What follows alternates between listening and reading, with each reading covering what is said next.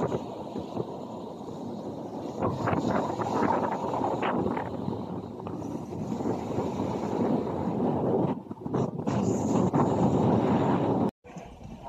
po mga guys, ang Ladol Beach Resort. Pumasok lang tayo. May mga tinda-tindahan. Saka CR. May nakalagay na rin na signage. I love Smile Alabel. In-open din nila. Dito masarap magpahangin.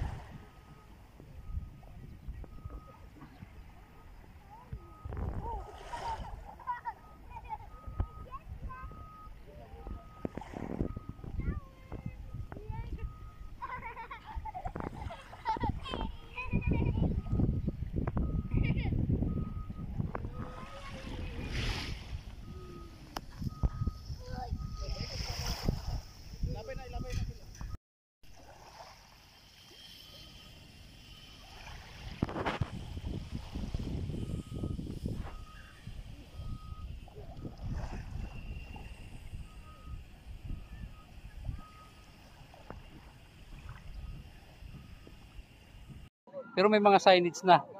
Mukhang maganda na to pag nag-open to the public.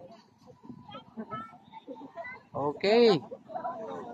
Shoutout dyan sa mga taga-Ladol. Okay.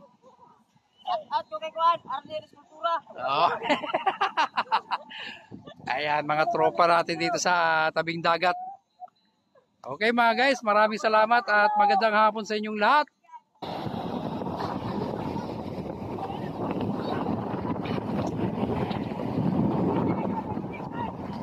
Dito tayo ngayon sa tabing seawall.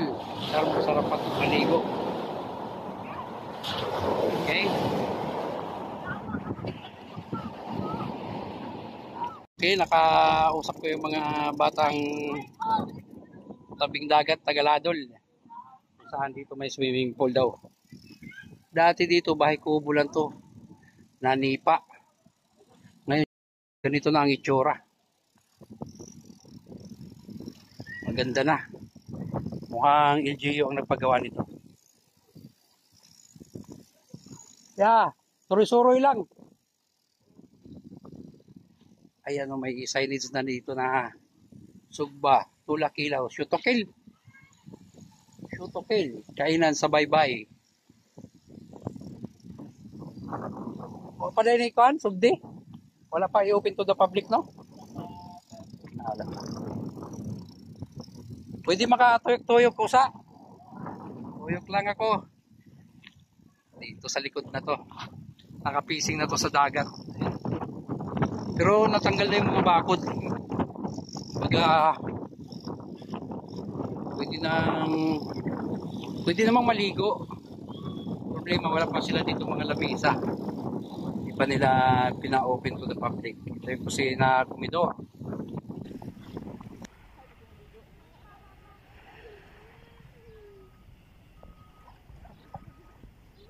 Ikot lang tayo. May swimming pool daw dito. Tsaka may mga cottage. Ito. Tingnan natin. Sarap. Presko sa tabing dagat, mga idol. Ayan ang inyong likod, si Rasik Dia. Siyempre tulak ko ang aking bike. Kasi may buhangin na. Mahirap na i-ano yung bike.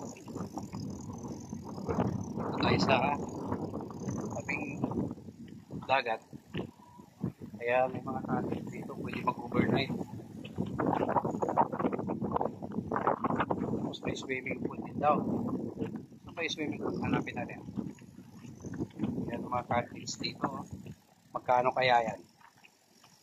Ayun na, swimming pool oh, kaso wala pang tubig.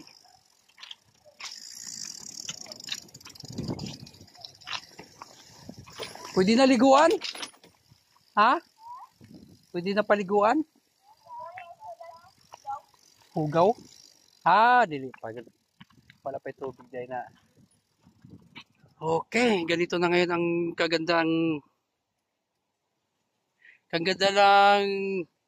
Ladol. Ayan, ganda na po ng beach resort dito sa Ladol. Pero hindi pa open to the public. Makikita natin kung saan. Ayan, may mga pang-overnight na cottage naman. Shoutout pala. Hi. Oh. Ayan. Tapos na tayo doon sa may part ng swimming pool. Ayan, may design na yung cottage nila dito. Malawak. Pampamilya. Mukhang formal. Kung mayaman siguro yan. Pwede dyan. Basta afford na mag-upa dyan. Overnight. Okay lang. Tapos may para sa Coast Guard sila. May mga hugasan. Yan. Ihawan pala. Pag may baon kayong pang-ihaw, yan, may lugar siya dito. Pang-ihaw. Dito mag-ihaw ng mga baboy, manok, isda. Okay, native na native. May kalawakan din tong lugar na to. Kung makikita nyo, tambayan siya ng residente dito maghapon.